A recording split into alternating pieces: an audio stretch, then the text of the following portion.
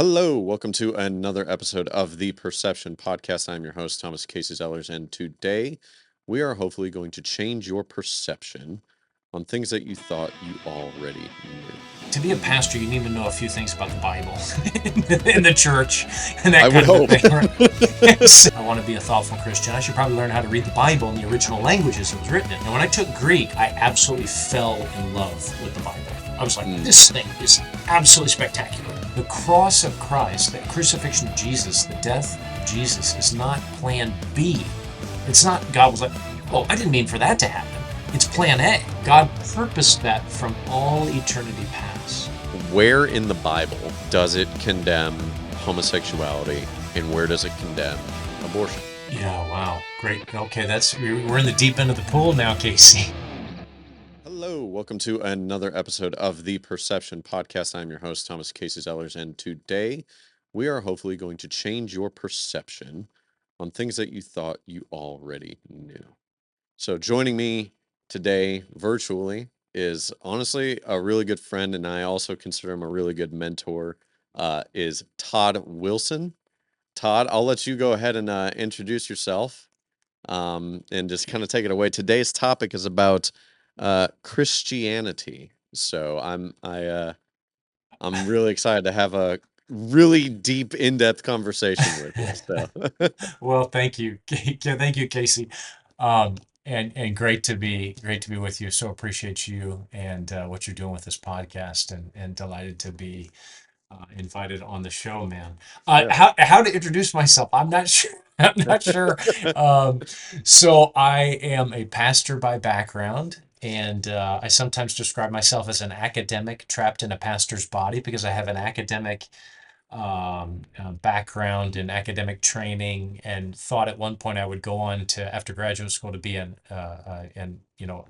scholar or a researcher, but yeah. ended up in the local church as a local church pastor and spent 15 years doing that. And then transitioned in 2018 to leading a nonprofit, and then transitioned again in hmm 2023 to running my own coaching and consulting firm that I started about Okay. 5 years ago, where I work with leaders all around the country, helping them be better leaders and lead better organizations. So that's what I do now. That organization is called Integrated Leaders.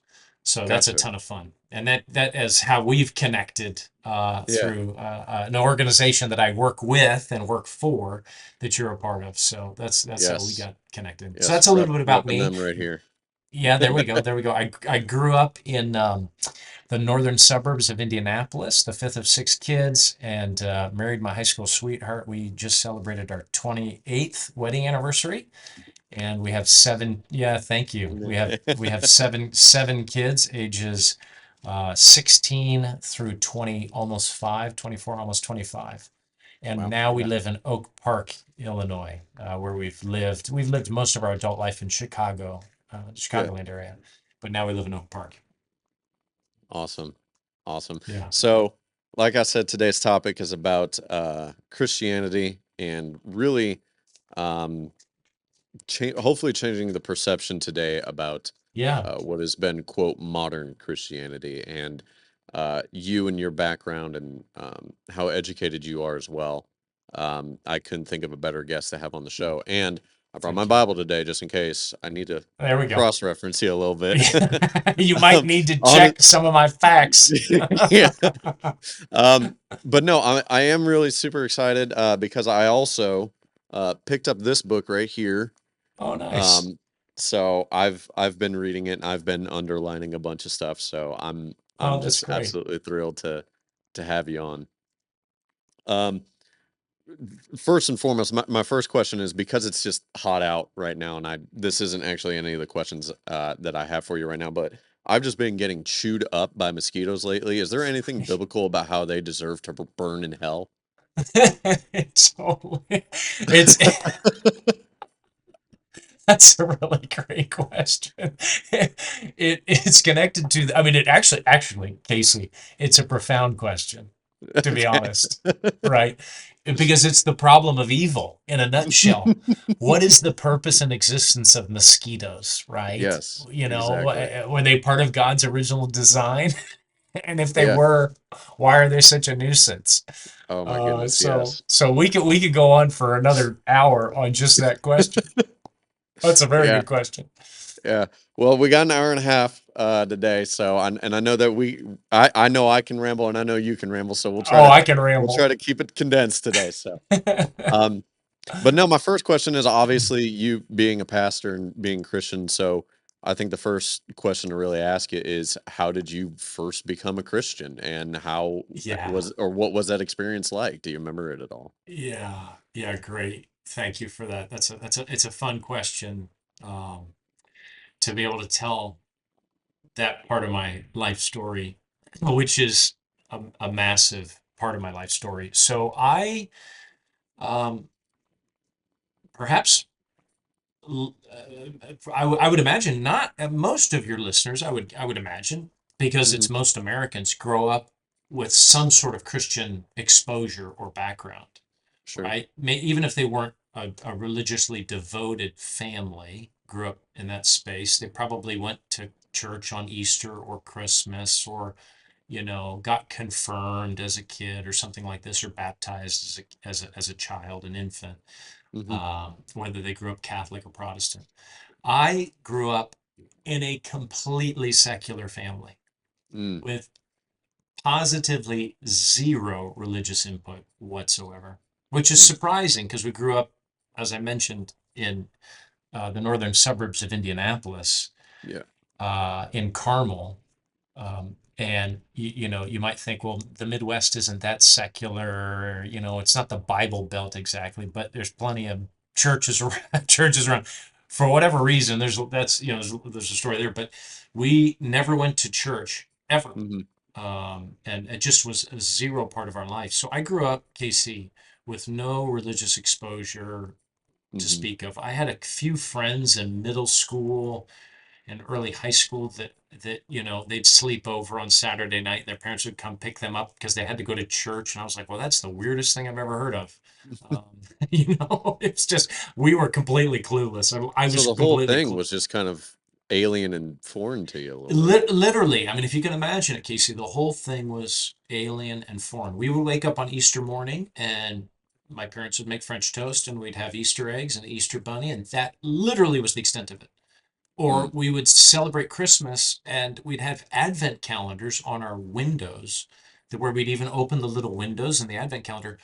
But it, sincerely, it never dawned on me that that little baby in that bassinet was Jesus Mm. until after I became a Christian. It was just I was completely clueless on all of that.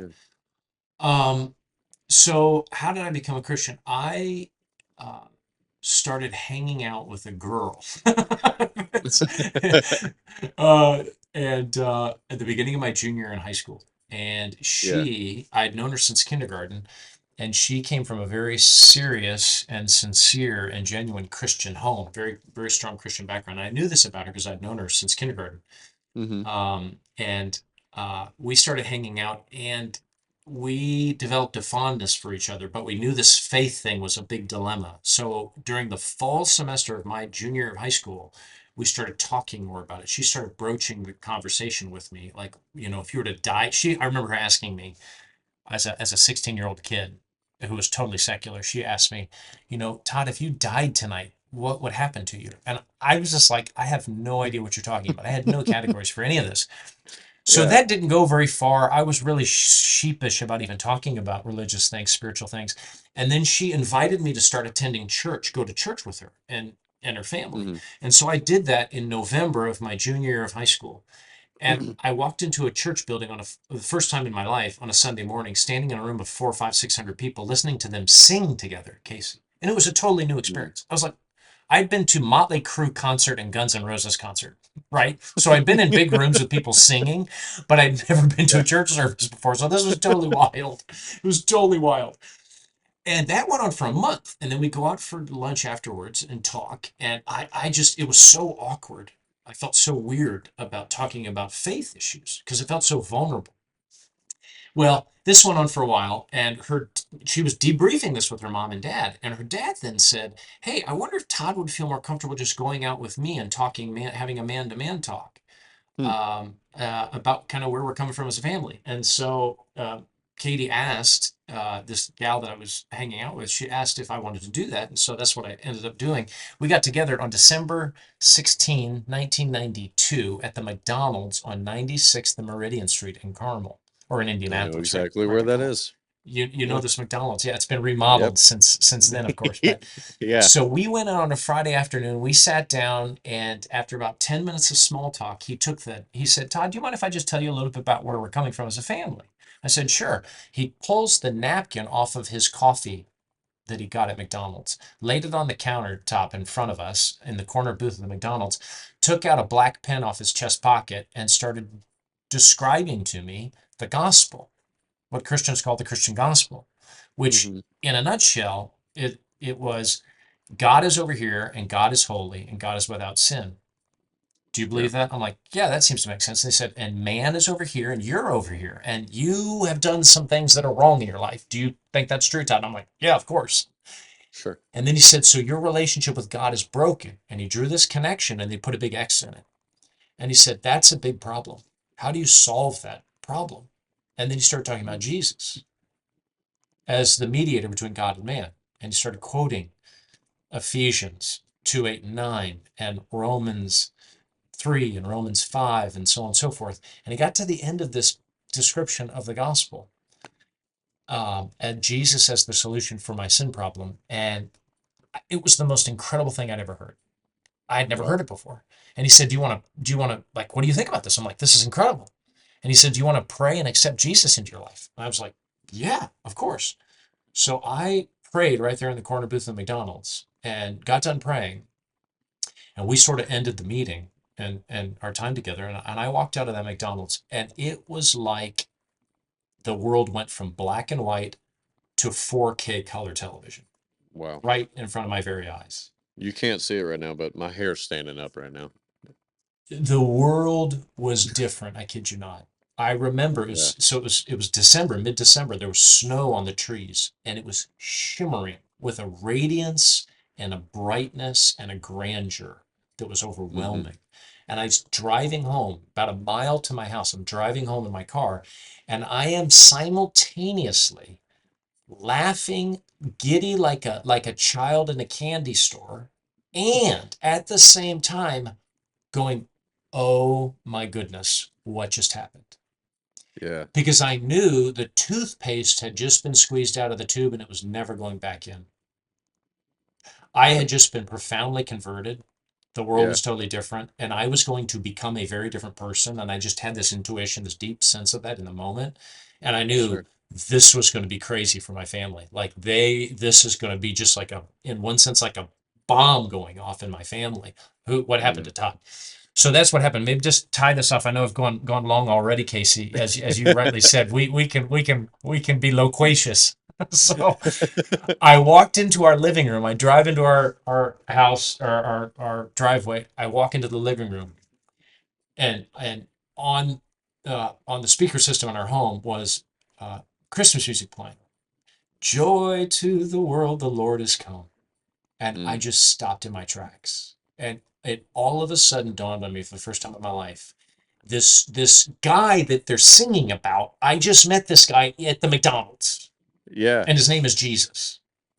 Wow. It was absolutely stunning. And then my life, to make a very long story short, my life began to profoundly change from the inside out. Hmm. And it changed everything about my life. And here we are 30 plus years later, 33 years later. And you don't look a day over 25.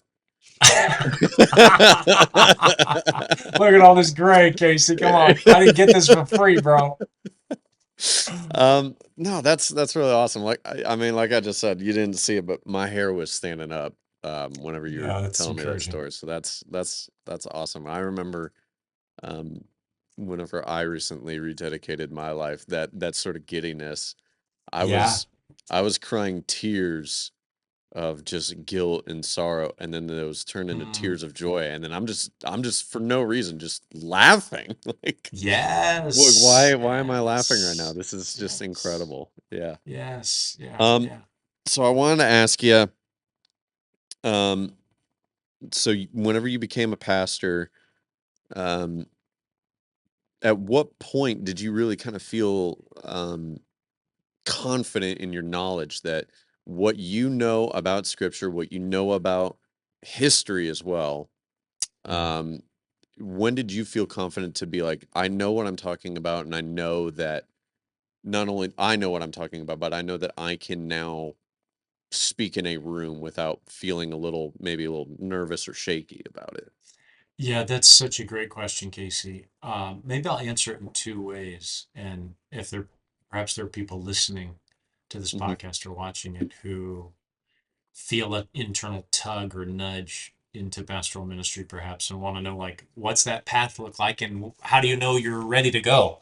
Sure. Um, it's a great question. So let me say there's two sort of parallel lines into pastoral ministry. One is the academic formal training, right? To be a Hmm. pastor, you need to know a few things about the Bible in the church and I that would kind of a hope. thing, right? Exactly. Exactly. You don't want a medical doctor who's like kind of figuring out, basic anatomy or whatever. I You want them forget what locked verse that in. was, but it's in there. You can trust me. Yeah. That's exactly right. So in college, uh, I was a philosophy major at Wheaton College, but I also took Greek and Hebrew as an undergraduate at Wheaton because I'm at Wheaton College. It's a Christian liberal Mm, arts college. I love the Bible. I want to be a thoughtful Christian. I should probably learn how to read the Bible in the original languages it was written in. So I took Greek and Hebrew. And when I took Greek my junior and senior year at Wheaton, I absolutely fell in love with the Bible. I was like, mm, this thing is absolutely spectacular. When you're translating Greek sentences and diagramming Greek sentences and tracing the flow of an argument and a passage of one of Paul's letters and yeah. seeing things you would have never seen without Mm, digging deep into it. And that caused um, that quickened this profoundly intense desire to learn as much about the Bible and theology as I could. mhm, And so I pursued an academic path from that undergraduate. And I got advice from a professor who said, get as much education as you can, as fast as you can. It won't yeah. close any doors for you, it'll only open doors for you. You don't have Yeah. to be an academic. You can always go be a pastor, do anything you want, but be harder to get the education later on. So that's Yeah. what I did. I went from undergrad at Wheaton. I did a 2-year internship at a church that was kind of in learning ministry experience as well as more pastoral training. And then I went and Mhm, did an MA at Wheaton College, back to Wheaton. And then I went and did a PhD in biblical studies and New Testament studies, where, as you can appreciate, I spent 3 years doing nothing but reading in New Testament exegesis, interpretation, and theology, and all the rest of it, and wrote a book as the mhm, result of that. So I had, by the time I graduated at the age of 29 with a PhD, I had spent years, literally years, a decade plus, mhm, studying pretty intensely the Bible. So at that point, I felt like I certainly had a good handle on theology, scripture. I could step into a pulpit or into a Sunday school classroom and teach and preach, and I felt real comfortable with that. In fact, I was publishing articles and that sort of thing. I mean, so I had that piece going. yeah. What I didn't have going was all of the what it means to lead people as a pastor, what it means to nurture, shepherd people as a pastor, lead a church spiritually. That you don't learn that in doing a PhD, right? Um, Sure. Yeah. so when I went through all the formal education, I felt very confident to your question on the knowledge front, Sure. on the maturity front, on the development as a leader and a pastor. I was in many ways I was still in middle school, to be honest. I really was. I had some experience, but so I learned a lot of that it was on the job training, which Mhm, meant I had a big head full of knowledge as a pastor, a young pastor, but I was had a little body, if you will, as a pastor because I Sure. was very inexperienced and Yeah. not very mature at the time. Yeah. And then you learn a lot of those mechanics doing it, and then I'll say this. It might relate to other conversations you want to explore together, but Hmm. what you realize is pastoring is really hard. It's really hard. Mm. And the what makes it really hard is not only the hard things you have to um, engage with in other people's lives, death, unemployment, mental illness, Mm. divorce, all this kind of stuff, of course, that pastors do. The other thing that makes it really hard, maybe makes it most hard, is you got to deal with yourself. You got to deal with yourself, and you realize that you are nowhere near as where you would like to be spiritually and maturity wise Yeah. and integrated as a human being. Yeah. I, Um, I do want to ask you, yeah, because as a pastor, I'm sure that you get approached a lot of times as though like you seem like you maybe have all the answers or anything yeah, like that. And I know that a lot of people in their minds will often put pastors up on a pedestal. yeah. Um, is it hard to sometimes come down from that pedestal, or is it? Um, I guess, do you ever find yourself kind of sitting there like, I'm just Todd, man. Like I don't, you know. Yeah, it's a great question.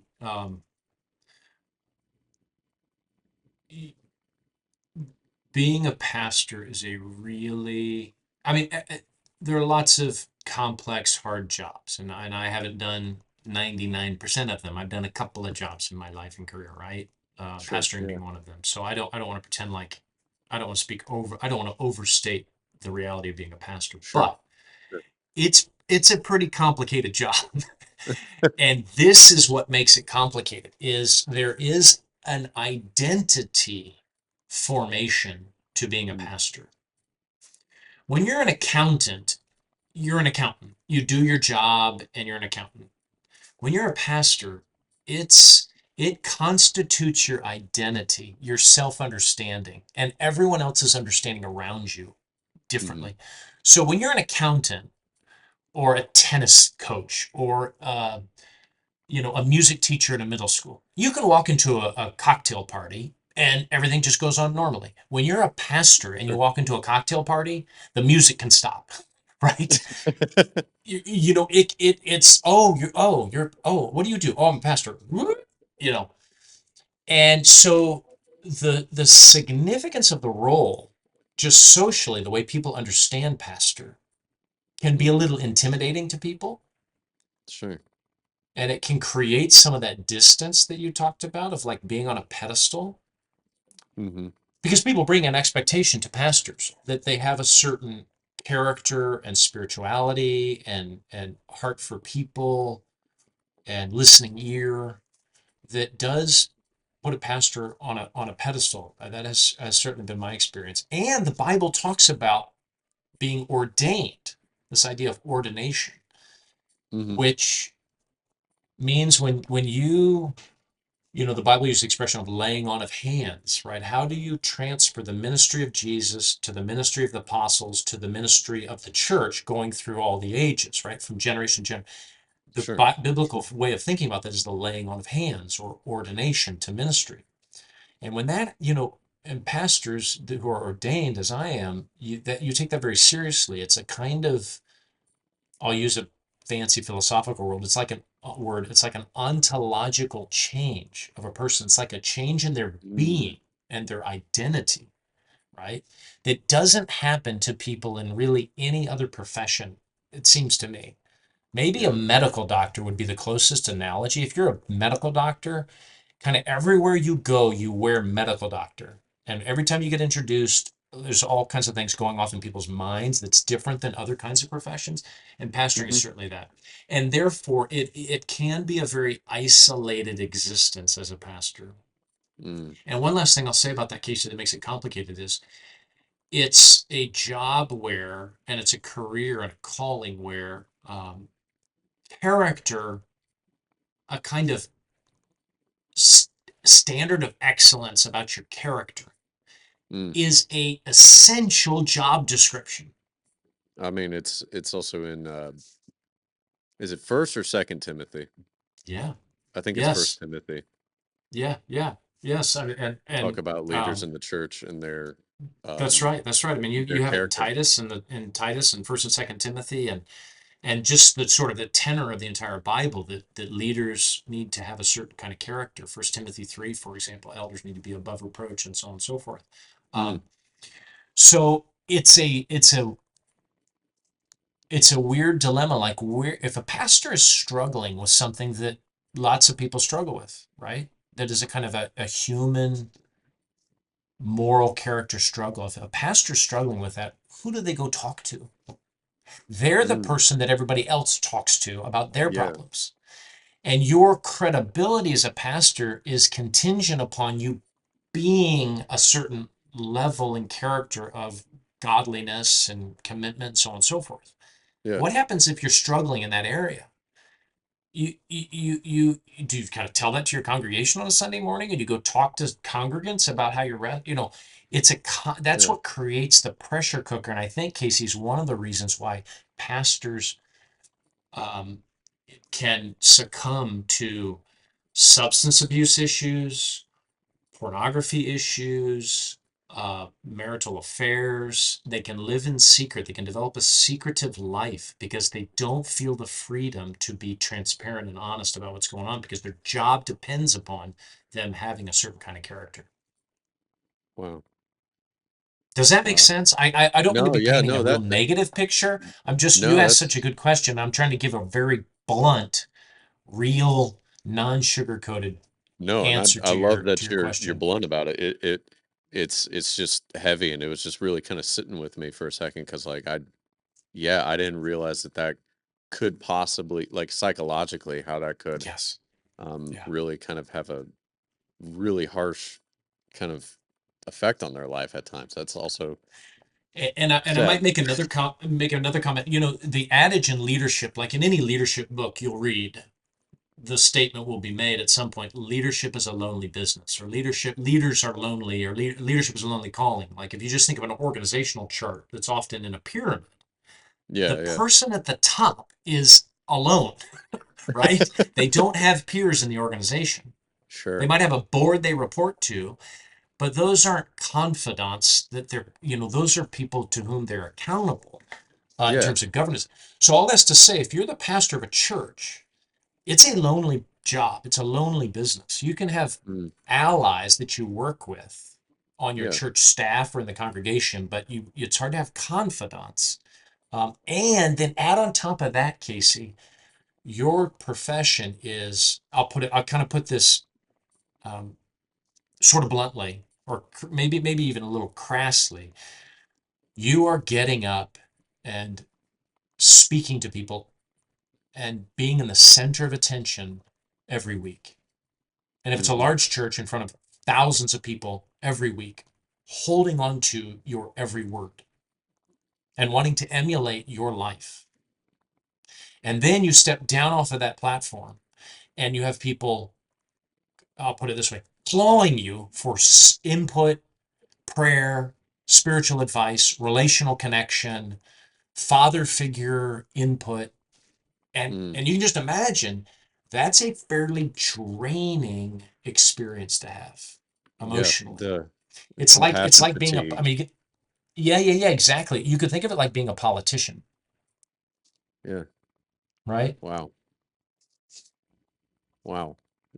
Have I painted too I negative a picture of the no, pastorate, no, Casey? no, you've given Your me such listeners a are like, I'm never broad going into the pastorate, but I can go on a long time about the absolute stunning pleasure and beauty and profundity of being a pastor. It is the most excellent calling and opportunity for someone to be engaged in. It's just yeah. incredible. But the shadow side of it is very serious, and it's why you see you know on a weekly basis pastors blowing their lives up. Mhm. And we probably need to just be more honest about these challenges, particularly for people Sure. that are thinking about ministry. They need to realize this is like doing a tour in Vietnam. That's what this is like. Wow. right? Yeah. Yeah. So Todd, um, given the sobering and more crass, as you said, side of being a pastor, Yeah. as much as it is needed, are there some of the what are some of the good things that you have um, experienced as a pastor and throughout your career that we can hopefully maybe change the mood a little bit Yeah. on the Yeah. conversation? Yeah, forgive me for sort of laying such a heavy dose on you and your listeners. Um, Pastoring is like parenting. That's Mm, maybe the best analogy. okay. Where if you have parents that are listening to this podcast, they can appreciate the fact that parenting just takes your emotional life and goes like this, where Mm, the highs get higher and the lows get lower. When you have children of your own, it you are vulnerable to their ups and downs, their wins, their challenges, their suffering, their heartache is becomes yours because you care about them so much and love them.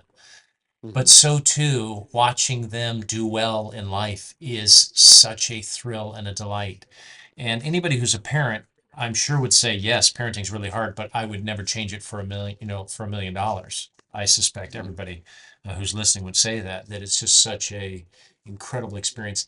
And pastoring, without this sound, I don't mean this to sound condescending or patronizing, but pastoring is like parenting in that sense, where it is such a gratifying calling to serve people and to serve a whole community of people from cradle to grave in mm, the highs and lows of life, and to do it together in community where you are providing spiritual leadership and pastoral care and comfort and direction and input and intersecting with people's lives in the most important transitions in their life.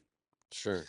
So I, as a pastor, being in the hospital room when a new baby's born and celebrating with a young family, or getting hmm to dedicate that child when that child's 3 or 4 years old, or getting to baptize that child when that child's a teenager or a young adult, or getting to marry that person and his or her spouse when they're in their 20s or 30s or whenever they get married, and then Yeah.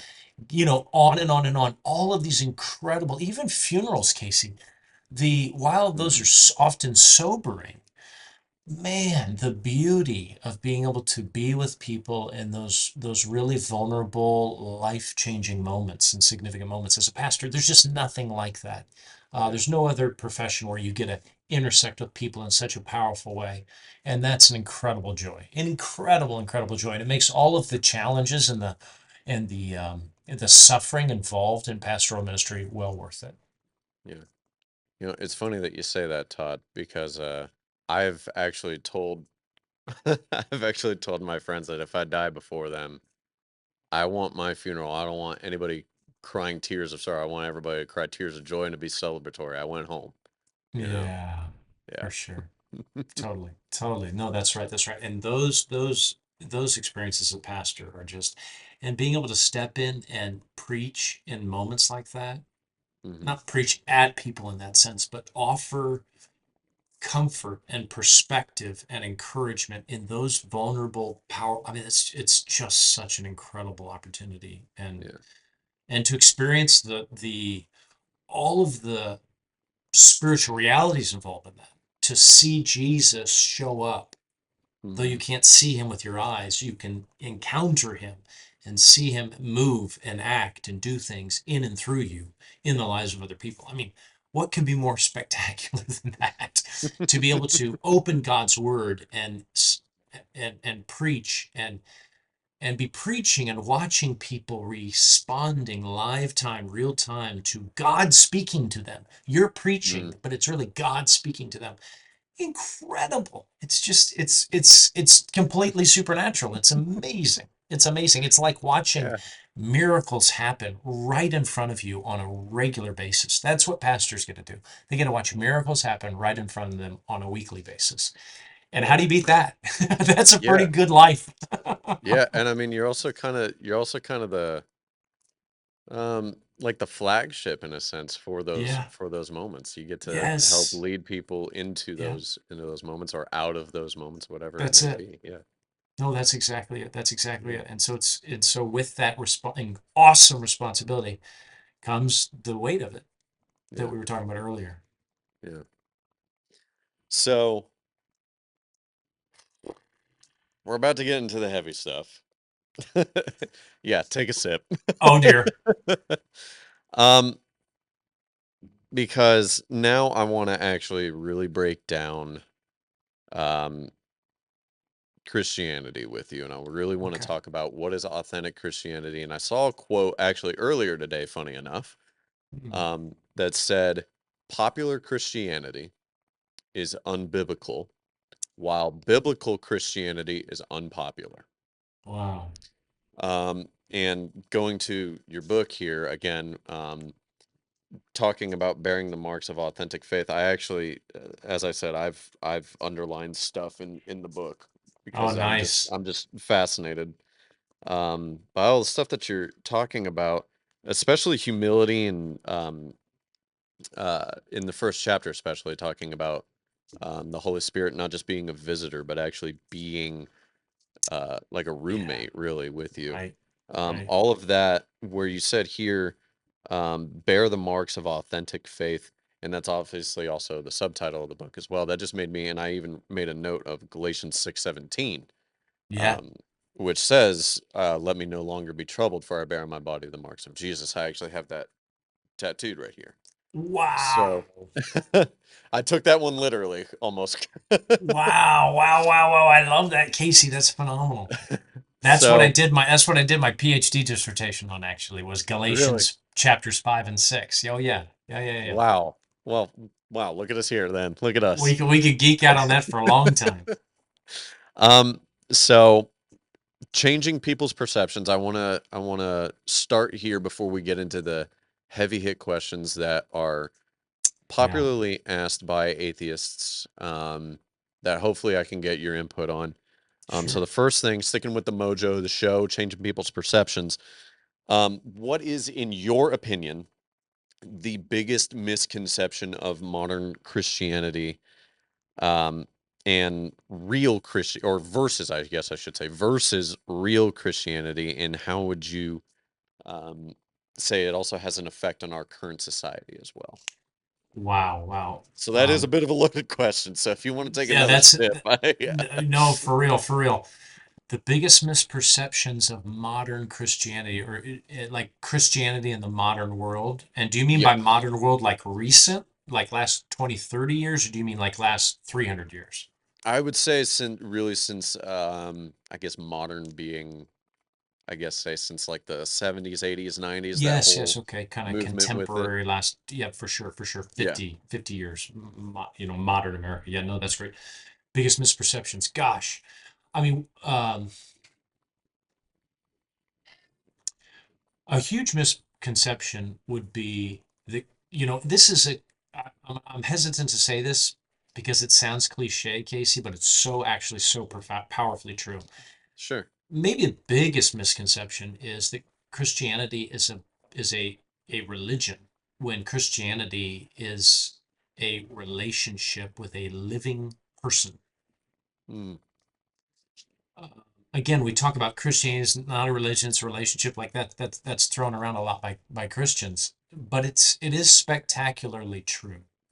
yeah, And for the average person outside of Christianity, what they encounter tends to be the moral rules or the theological dogmas of Christianity or convictions of Christianity that tend to be distinguishing Christians from non-Christians and sure. therefore is kind of offensive or can grate on them. Well, you believe this about abortion, you believe this about homosexuality, you think this about people who've never heard of Jesus are going to go to hell, you believe in hell, so there's that. And that then I think in people's minds can be like, that's what Christianity is about. Christianity is about, you know, homosexuality and abortion and voting Republican and going to hell. Right? And that's not exactly what I mean, if Christianity's you really did about. have to chalk it up, yeah, You know that what I'm was good. saying? Like, so Christianity is about walking with, learning from, and living in communion with the person of Jesus Christ, who is God incarnate, Mm, who lived and died and was raised again for our sins and for our salvation. And yeah. we can commune with him. And that's what Christianity is about. It's not about following rules and about having the right things in your head. It's Hmm. about communing with God. That's what it's about through his son Jesus Christ. So that's Yeah. a huge misperception, I think, is Christianity's like every other religion. It's a kind of religion, it's a kind of system, it's kind of a club you become part of. And that's not what Yeah. Christianity is ultimately about at its core. I would say another Yeah. misperception about Christianity in the modern world, the contemporary world, is it's a kind of white European thing, right? Yeah. The first church I think was in Ethiopia, and the second was India. Yeah, for sure, right? I mean, at the end of the day, Christianity is a movement that emerged out of Judaism, the Yeah. in the ancient Near Eastern world. Yeah. And so, and in early centuries of Christianity, Christianity had a very strong, powerful presence in North Africa. Mm, One of the most influential, if not the most influential, theologian in the Western Church in the last 2,000 years, Augustine of Hippo, um, was positioned as a bishop in North Africa. Right, so there's always been a strong. So all that's to say, Christianity is not a white male European thing, right? mm, That's a complete misperception of Christianity. Christianity began as and has always been a global, transnational, multi-ethnic movement of followers of Jesus. yeah. That's what Christianity is about. It is not like British, like we got this from the British, something like Just that. another thing we stole. Yeah. Yeah, no, exactly. You know what I'm saying? So that's a huge misperception. I think particularly now, as people have become more multicultural and more sensitive to cultural differences and colonialism and all this kind of stuff. Sure. Um, I think the temptations to pigeonhole Christianity that way, and that's not the story at all. Maybe I could have mentioned another misperception of Christianity is that it's antagonistic to science. Mm, That's a widespread mm. misconception Now, or yeah. misperception, Now you got me sitting forward a little bit because right? I mean, I the love not necessarily debunking science with Christianity, but actually showing how sometimes science is in tandem yeah, with Christianity. yeah, and I might even put Casey. Um, Christianity needs to be always integrating the Mm, best findings of science into the Christian worldview.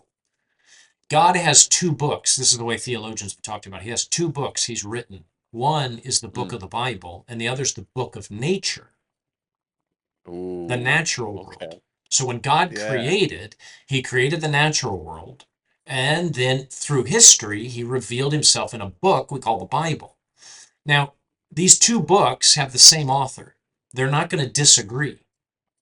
yeah, Many times throughout the history of the Bible, last 2,000 years or more, we human beings have felt like there have been tensions between the book of nature and the book of God, the Bible.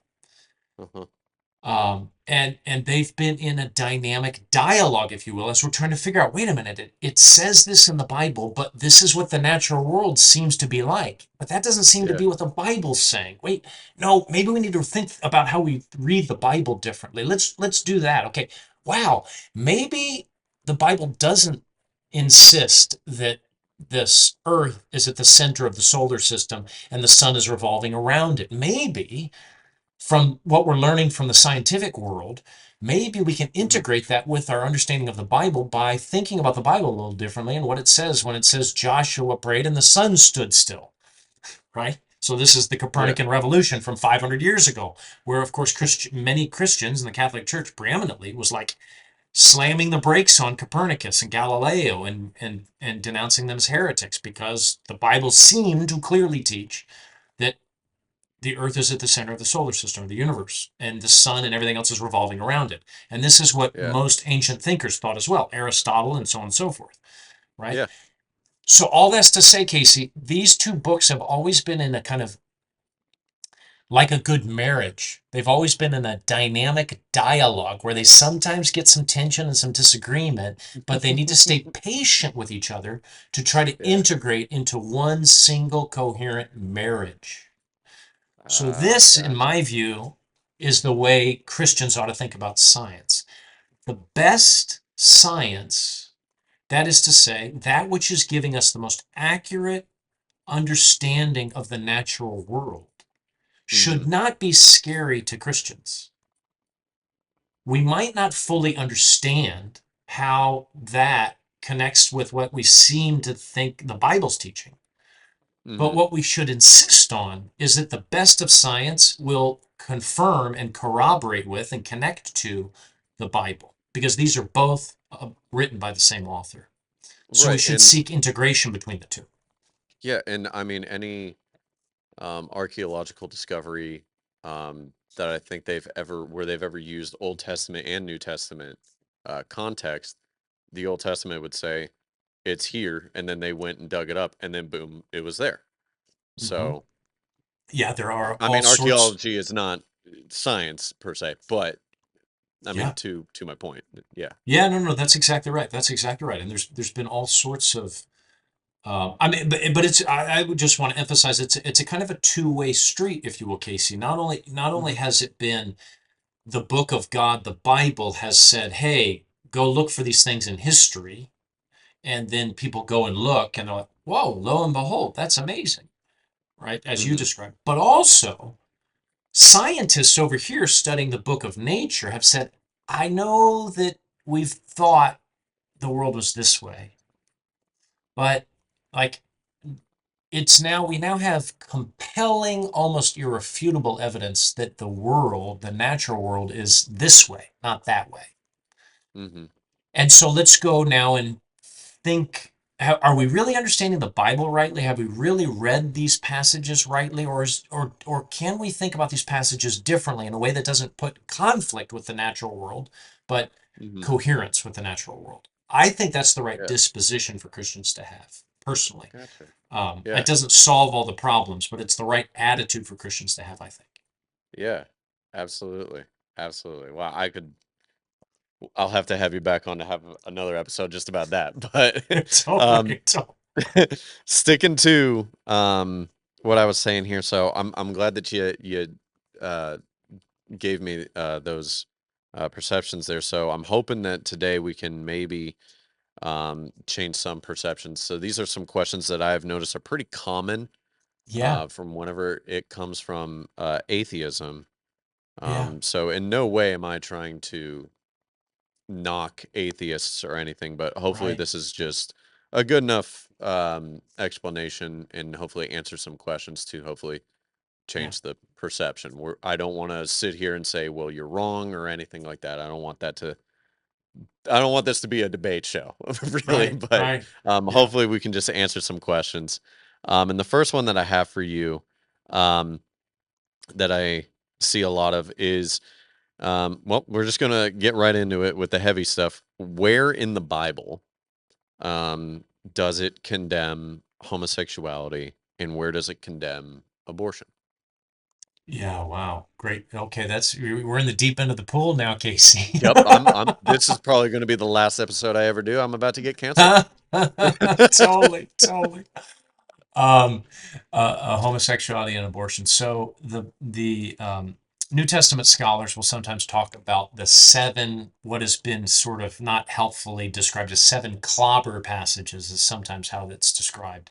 Where are the Okay. seven passages in the Bible, a few in the Old Testament, a few in the New Testament, that explicitly condemn homosexual practice, same-sex genital intimacy, to be kind of technical about it, Okay. not same-sex desire, right? That's different. That's a different thing. And we could have a biblical and theological conversation about that.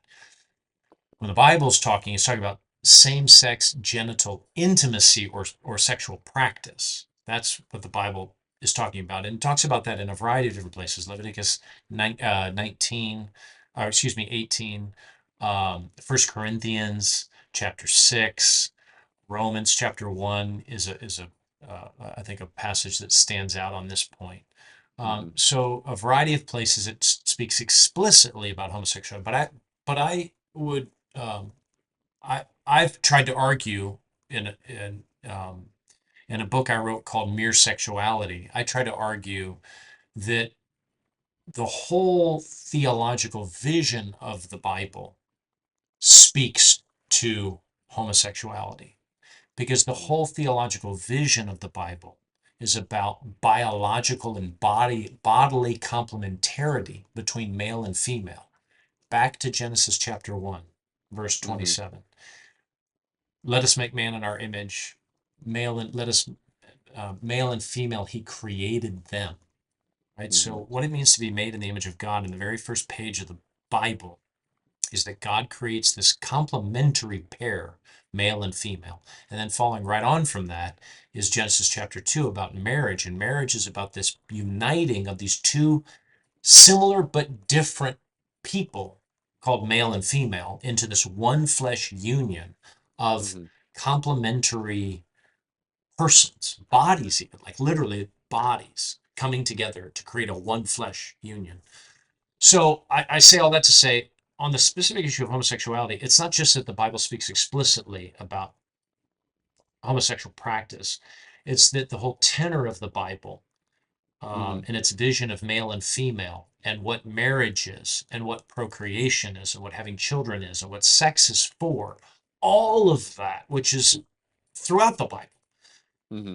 speaks to, and I would argue speaks against homosexual practice, Yeah. which is why Christians, um, you know, throughout history and globally speaking, until very recently in the history of the church, have um, uh, thought that same-sex genital intimacy, genital sexual practice, homosexual practice was outlawed or was forbidden within Christianity, Mm-hmm. was out of step, was not what God intended and designed for human sexuality.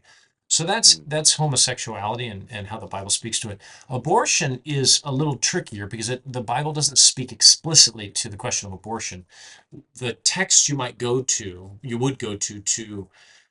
speak to the issue would be, I think, a beautiful passage like Psalm 139, where the psalmist is talking about how he was fearfully and wonderfully made by God. Mm-hmm. Even in my mother's womb, you knew me. You formed my inner parts in my mother's womb. Like there is this God being involved in forming a person's life Yeah. in utero was the way we would put it, right? Yeah. So Psalm 139, you've got this in prophets, some of the prophetic writings in the Old Testament where prophets are called, like Jeremiah, the prophet Jeremiah, called before he was born, called to serve God in his mother's womb, as though he has an identity and a kind of human personhood Mm-hmm. that's meaningful even before he's born. Or Luke chapter 1, you've got this where Elizabeth goes to see Mary, or Mary goes to see Elizabeth, excuse me. Mary, the mother of Jesus, goes to see Elizabeth, and John the Baptist is in Elizabeth's womb. She hasn't given birth. But when Mary shows up, John leaps in Elizabeth's womb, right? So there's this biblical evidence that pre-born um, babies have a kind of dignity and humanity that should not be violated. Mm-hmm. That's the way you would construct or put together a biblical case for the sanctity of life in the womb and against abortion. Yeah. Does that make And sense, Casey? Was that helpful?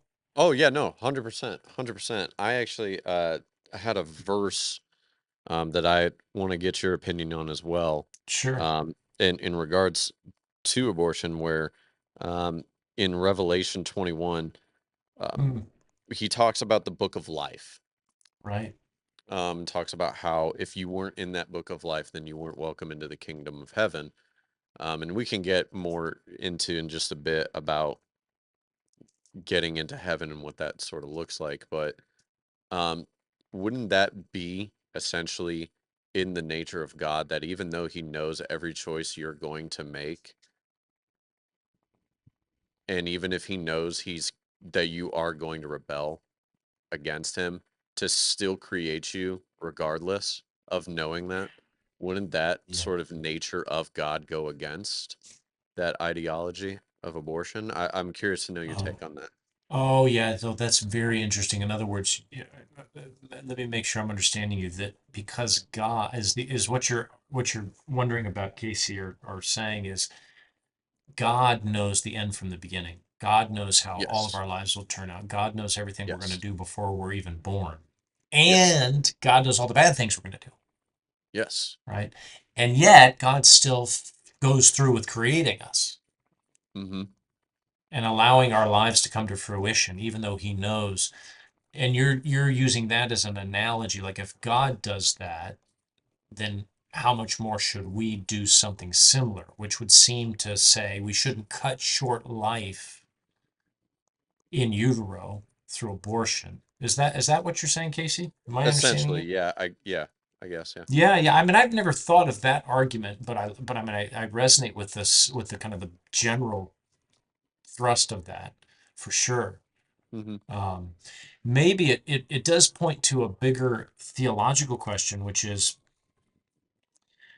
sometimes abortion is justified or explained, um, or rationalized even by Mm-hmm. saying that who would want to bring, or it'd be so tough to bring a child into this broken, messed up, screwed up world. And that, it's almost like it's to abort a preborn child is a kind of mercy, Mm. right? Sparing them from all the bad things that could happen. Yeah. Sometimes you hear people talk that way. And at one level, you want to say, man, that does make sense, right? Sure. Nobody wants to see an infant or a small child suffer and be born into a world with, you know, with all the kind of human tragedy, right? Yeah. Abandoned by mom or dad, or addicted, like a mom who's addicted to alcohol or drugs, or a dad who's abusive, or a violent neighborhood, or whatever. Uh, so it does make sense at one level. Mm-hmm. At another Yeah. level, you want to say this, that at the core of the Christian faith is the deep conviction that God moves in mysterious ways to accomplish his purposes, and that one of the main ways he moves mysteriously is in and through suffering and hard things in our lives. Mm. Yeah. Yeah. So this is the kind of redemptive vision of the Christian. This is the story of Jesus. Like, no, Jesus shouldn't have been born in Bethlehem in a manger and gone through a kind of lived a poor life and struggled in all those ways and then persecuted and abandoned and and crucified. And like Jesus, if God really cared about Jesus, he would have had a really sweet life. Mm-hmm. He would have grown up in a nice gated community. He would have grown up with loving parents. He would have grown up with a dad who didn't die early in his life, as Yeah. Joseph did. He would have grown up with lots of friends who always understood what he was up to and cared about him, and with a pool in his backyard, and gone to college and had a smartphone and had a vacation home. And he would have, he would just lived to be 95 years old and had a great life. Yeah. Of course, that's not the way it happened. And that's the right. I mean, and Christians want to say exactly. God works mysteriously and sovereignly and powerfully through human brokenness and even human suffering and pain to bring Mm-hmm. about incredibly beautiful redemptive things, both for his glory and ultimately for our own good. Yeah. And so that's actually a good segue into the next question that uh, I see is really common is, well, if God could just stop all evil right now, why doesn't he? Yeah, no, that's a good question.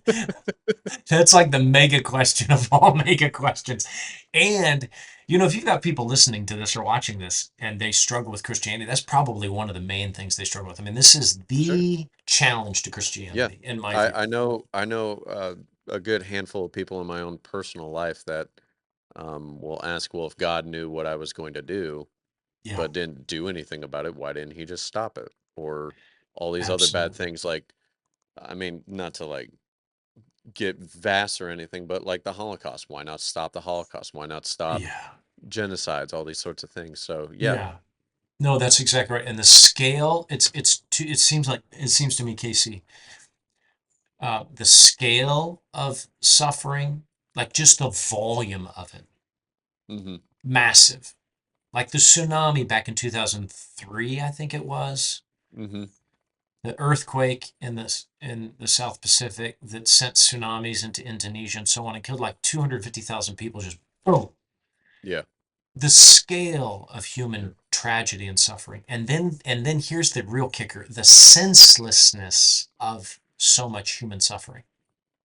The Yeah. senselessness that is just from a human perspective is like, really, why on earth is that necessary in God's universe? Why would God not clean that up or Yeah. How could stop a that? loving God allow this to happen? Yeah. Absolutely. Like, it's massive in scope and completely seemingly ridiculously purposeless. Mm-hmm. How can a good God be good, or how can that God be powerful? Right? One Sure. of those two things can't work. Got to not be good or not be powerful. So that is the perennial challenge to Christianity. And a couple things to say about that. One is, um, we don't, and this is sound a bit like a cop out, but one answer to this: we don't actually know exactly how that works. Mm-hmm. This is the book of Job in the Bible, Yeah. where Job is righteous, but Job goes through horrible suffering. And the punchline at the end of the book of Job is God saying to Job, I am God and you're not. Mm. Yeah. I'm God and you're not. I'm the creator. You are a creature. This is a big world and I am an even bigger God. And some things like suffering and my purposes are way beyond you. So that's maybe the most basic and important response to this question, which is, gosh, we don't really fully get it. Like Mm-hmm. how God makes this all make sense. We don't know. Mm-hmm. That's one. The second is, to counterbalance that, is the key to this question is looking at the person of Christ. Okay. Because what could be more horrible and tragic and unjust suffering than God's perfect, innocent son being abandoned and betrayed and mocked and ridiculed and persecuted and ultimately executed on a Roman stake, executioner stake, through no fault of his own? Like, that's horribly unjust. Yeah. And yet God is, that's not only is God present in that, God designed that. Yeah. God designed that. The cross of Christ, that crucifixion of Jesus, the death of Jesus is not plan B. It's not God was like, oh, I didn't mean for that to happen.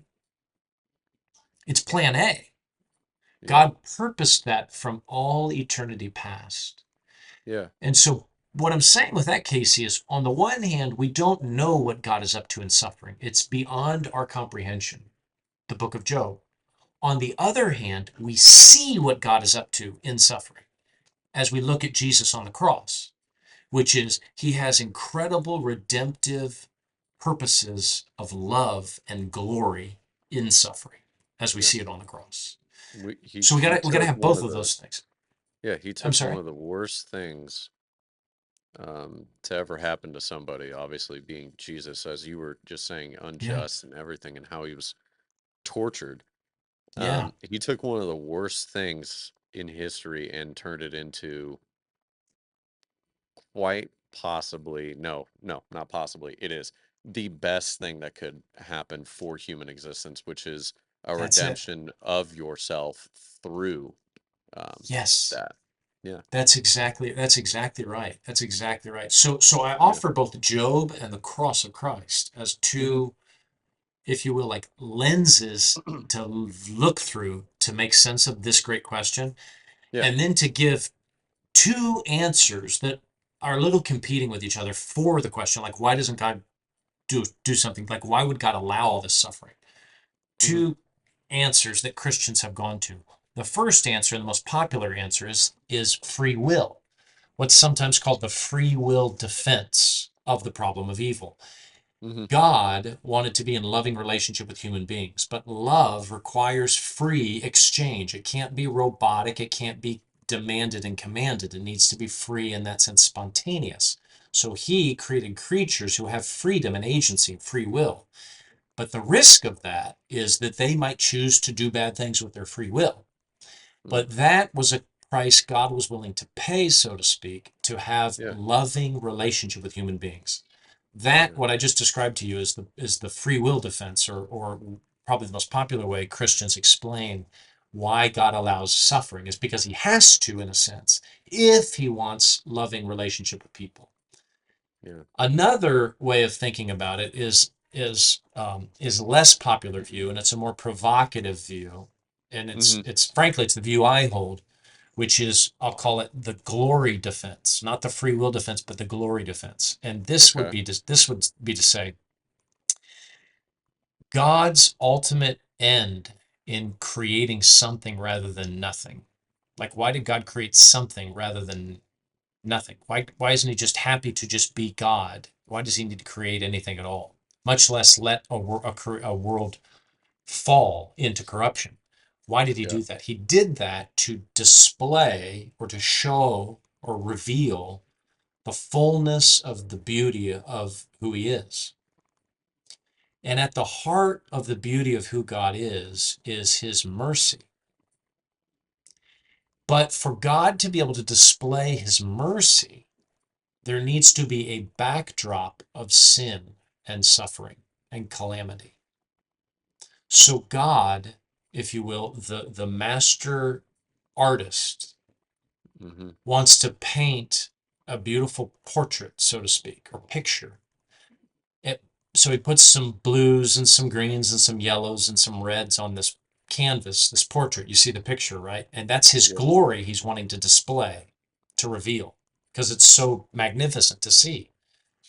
But in order for that to shine forth, he needs to create a backdrop of darkness, Mm. right? So if you go to any oil painting, you zoom in on it, you've got the highlighted colors and you've got the dark, which is where the contrast comes from. And you Mm. have to have the contrast for the beauty to stand forth. That's a way of thinking about why God allows hard things to happen, bad things to happen, evil to happen, is because it Yeah. provides the backdrop for him to show more fully the beauty of his glory and in particular his mercy. Yeah. Yeah. I actually just had a verse come to mind, and there's actually a story with this verse.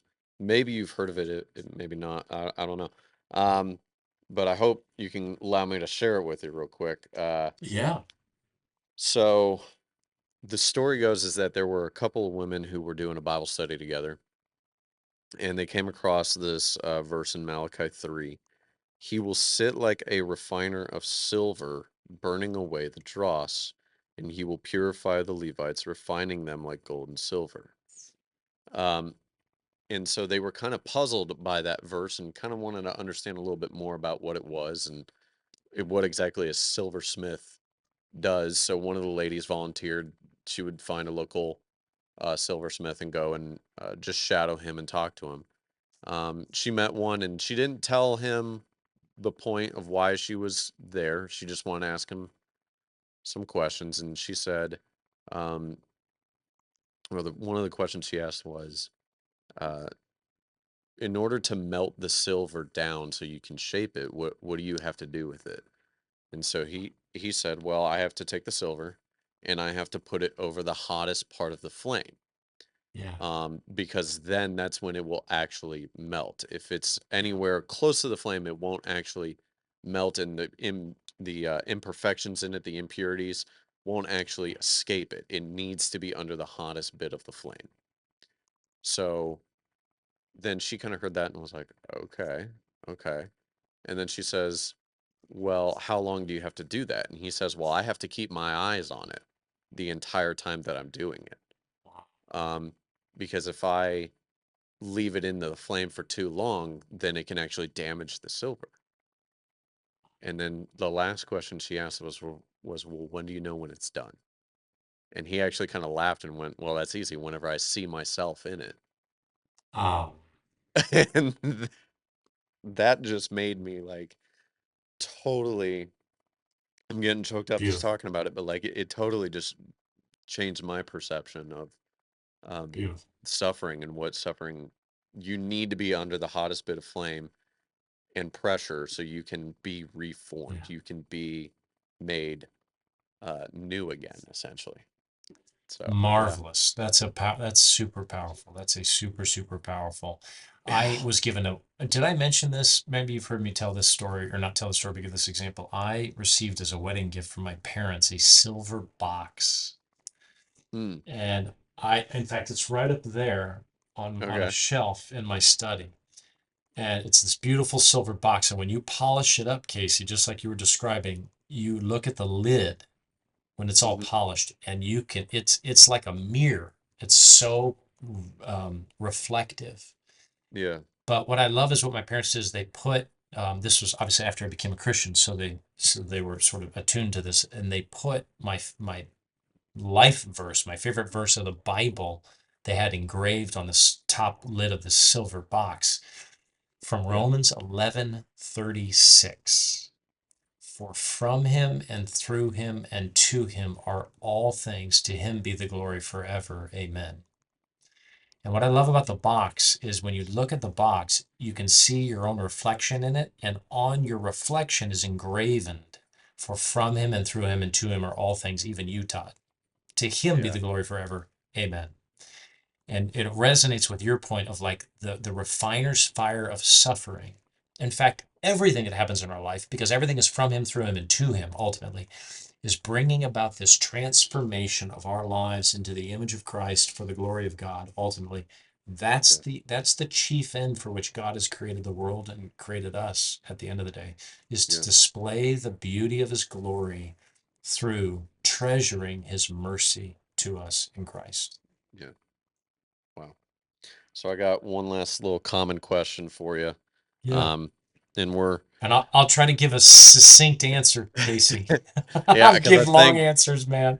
I think in total we've got maybe roughly about 20 minutes left here. So, but it, which is just a shame because this is going to poke into a lot of history. And anyway, so another common question that is asked is how can the Bible be accurate on the telling of Jesus's resurrection and his teachings if it has been retranslated and rewritten over and over and over again by 40 people over the past 2,000 years?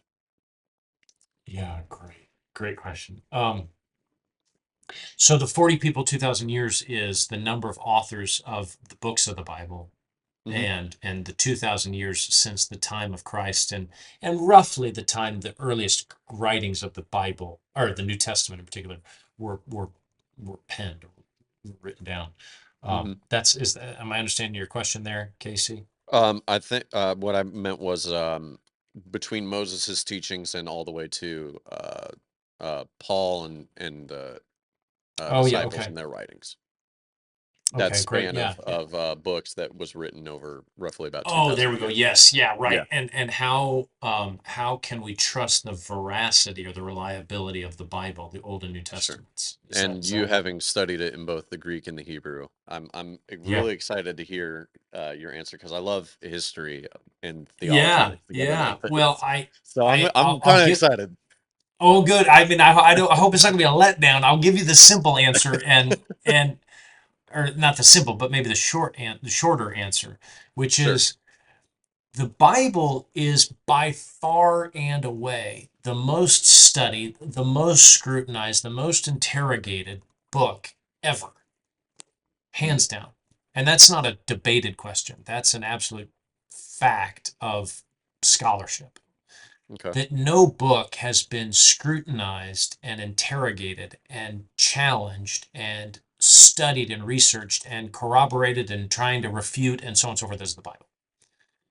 So that's number one. Like, and as a result of all of that, I think there is extremely good evidence that comes from a lot of different uh, angles to give us a high degree of confidence that what we have in our hands, this English Bible that we have in our hands, is a we have very good reason to believe that it is a very accurate reflection of the original writings of the authors of the Bible, both Old and New Testaments.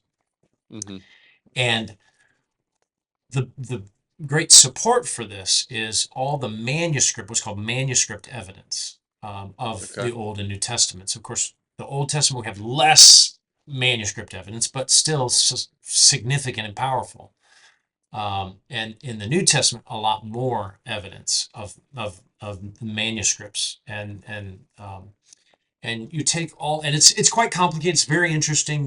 People have written whole books on this, and it's super Yeah. fascinating. And if people have that as a misgiving or an anxiety, like, is the Bible really reliable? They should dig around a little bit and do some research, and they will find um, that there's very good reason to believe in the reliability of the Bible, and that what the Bible has recorded about this, that, or the other thing in the Bible, mainly the life and death and resurrection of Jesus, is a something that we can believe with a high degree of confidence as something that historically actually happened. Mm-hmm. Um, so that's maybe the short answer. I would say there, Casey, and you can bring Yeah. alongside that so the reliability of the New Testament and Old Testament manuscripts and the evidence for that in all the manuscripts that we have and how they came to be. Yeah, because But there's then like you all, almost 6,000 copies of that yeah, of New so Testament manuscripts, right? that's right, that's right, um, and from different parts of early Christianity, right? Not just, you could have 6,000 manuscripts that all were copies of one bad version, right? You started with Yeah. one bad one, and then you made 5,999 bad versions, and so you got 6,000, but they all Yeah. kind of stink. They're Yeah. all they're all bad copies, right? That would be a problem. But what we have really early manuscripts from different parts of the ancient world that coming from different parts of earliest Christianity that what are called textual critics. So these are scholars that study New Testament manuscripts or Old Testament manuscripts. They're called text critics, textual critics, and it's an incredibly sophisticated science and field of ancient, like of scholarship of ancient texts. Mm-hmm. And so really there are there are reasons to struggle to believe Christianity. In my humble opinion, the you can't trust the Bible is not one of them. I'll put it that way. If you want to sort of be skeptical of Christianity, I wouldn't use that argument. Like, well, no, I don't know about the Bible, where it come from. I don't know if it's reliable. If you study that issue, you will find it's very compelling. Mm-hmm. The veracity and reliability of the Old and New Testaments. It's if you want to object to Christianity, you should object to the claims it makes about God and Mm. why He created the world, and more theological or philosophical objections to Yeah. Christianity. I will I am also say curious. you have the evidence for the empty tomb and the Yes. experience and witness of earliest Christians. And that's really compelling too. I mean, from a purely historical standpoint, Mm-hmm.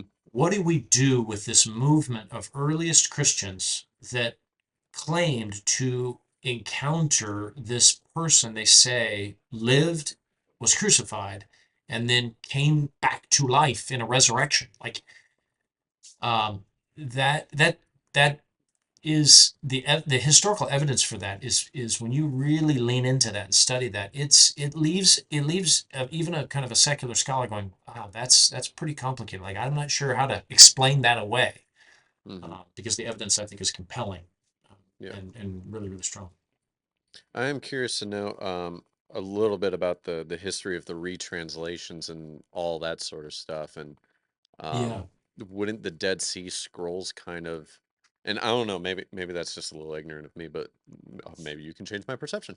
Wouldn't the Dead Sea Scrolls sort of debunk the idea of retranslations not or being considered not reliable in that sense, or Yeah.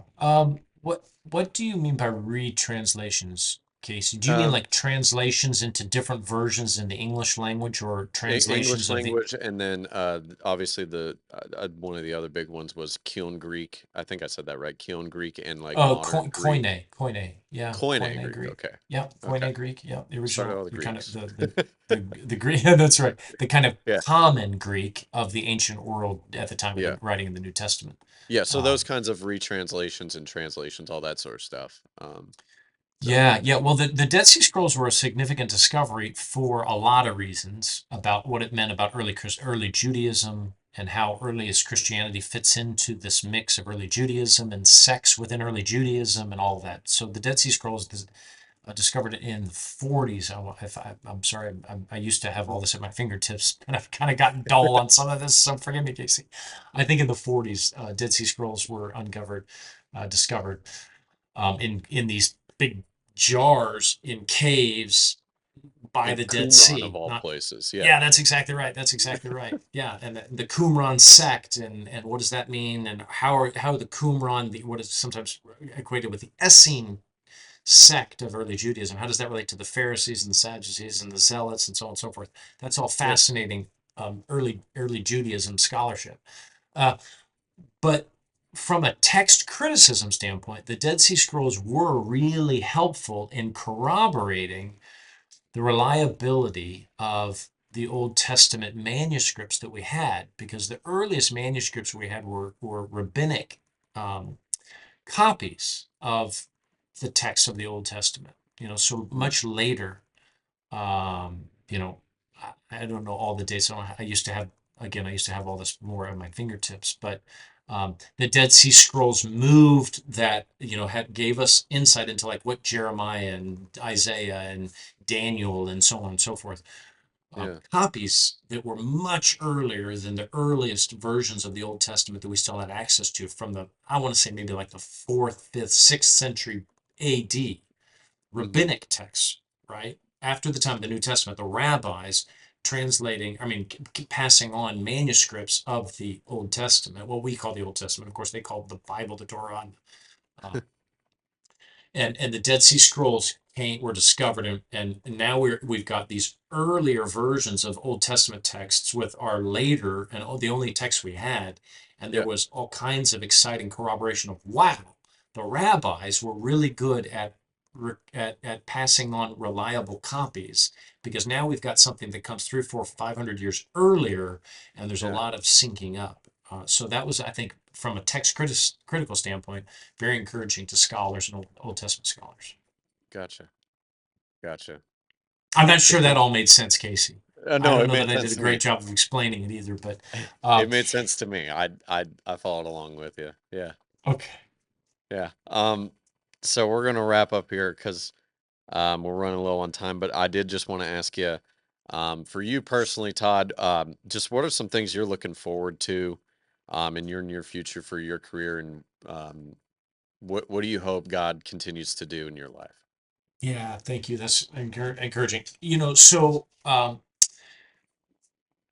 my vocation and calling and career has, I had this academic background as I described earlier, and then I was called into pastoral ministry, and that was a great delight and joy. But I served 15, 10 years college to graduate school, another 15 years as a pastor, Hmm. and then another 5 years working with pastors all around the country through this organization that works with that co-founded and ran for 5 years as the president, working with pastors.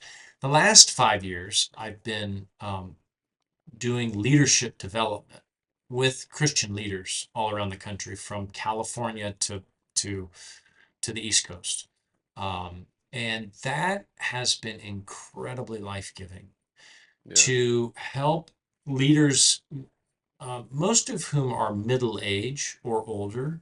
So they've Hmm. got some tread on their tire, right? They've got some experience doing leadership in organizations. Some are pastors, some are business leaders, some are nonprofit leaders, but they want help continuing to grow as leaders and getting to come alongside them and help them grow, develop as people, and then develop as leaders. That has been an absolute joy for me. Yeah. And then to help them as leaders develop their organizations, their teams, the people they work with, their mission, their vision, the kind of organization they're leading. Doing that work has been incredibly rewarding for me. It's in many ways it's a kind of pastoral work that I do, but it's now focused not on a congregation of a wide diversity of people. Now it's, you might say, pastoral mentoring and discipleship of leaders of organizations. And Gotcha. that I'm have I'm real excited about, and it's been incredibly life-giving to be a part of doing that in Yeah. and serving people in that way. So that's my answer to that question, Casey. Yeah. Yeah. I'm gonna shamelessly plug you here. Oh, Everybody thank that you. needs to read this book, if you really want to grow further in your faith. I'm about halfway through it, and there's already been tear stains all over that thing already. So, Thank you. um, Thank you. yeah. Appreciate that. Um, in closing, I want you to take this opportunity now to really just kind of let people know where they can find you and these books or anything of your other Yeah. works where they can look to find all that stuff. Yeah, sure, sure. I mean, the coaching and consulting work I do is through Integrated Leaders. So you can find me at integratedleaders.org. Is Hmm. the coaching work that I do. The pastor organization that I founded and led, that's been around for about 20 years, is called the Center for Pastor Theologians. So you can find more of the work that has been very much part of my life there. And I'm still involved as the co-founder and a board member of that organization. Yeah. And then you can find the books that I've written on Amazon. You just go to Amazon and type in my name, Todd Wilson, or Todd A. Wilson, because there's some other Todd Wilsons that have written books on Amazon. You've come to find, and so you can find. I've got an Amazon page there and a variety of books on different topics, from pastors and literature to a book on personality and its relevance for pastoral and Christian church leadership, to books on the different books of the Bible and theology and stuff. So yeah, you Yeah. can find me there. Awesome. Well, Todd, it has just been an absolute pleasure to have you on the show Yeah, today, and it's been great I'm to be so with you, glad that Casey. I was able Thanks. to do an episode like this. This was very fulfilling for me, and I know that I Good. gained some out of it. So I hope everybody else kind of gained their Well, thanks. gained some Thanks for knowledge having me. I out of it. love what you're doing. Appreciate you and your heart for the folks you're serving through this marvelous podcast.